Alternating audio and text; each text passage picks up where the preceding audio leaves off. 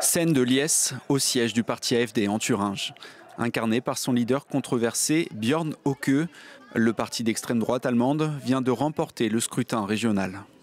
Pour la première fois dans sa jeune histoire, après 11 ans d'existence, l'AfD est devenue la plus grande force politique dans un parlement régional. Cela me remplit d'une très grande fierté et d'une grande satisfaction. Selon les derniers résultats provisoires, l'AfD serait créditée de près de 33% des voix. Le parti obtiendrait 32 sièges au Parlement de Thuringe, 9 de plus que les conservateurs de la CDU et 26 de plus que les sociaux-démocrates du chancelier Olaf Scholz. Un sérieux camouflet pour lui à un an des élections législatives.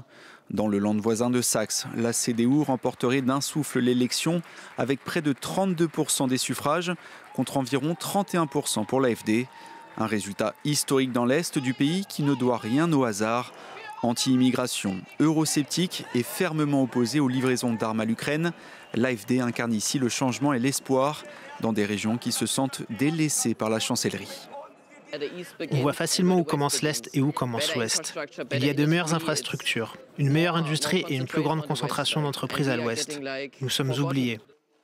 Pourtant, l'AfD a peu de chances d'intégrer le prochain gouvernement régional en Thuringe, les autres partis refusant toute coalition avec lui. À commencer par le vainqueur, la CDU, qui va devoir envisager des alliances baroques, notamment avec le nouveau venu du BWSB, arrivé 3e en Thuringe et en Saxe. Créé en janvier dernier par Sarah Wagenknecht, ce parti populiste de gauche affiche des positions proches de l'extrême droite sur l'immigration et le soutien à la Russie.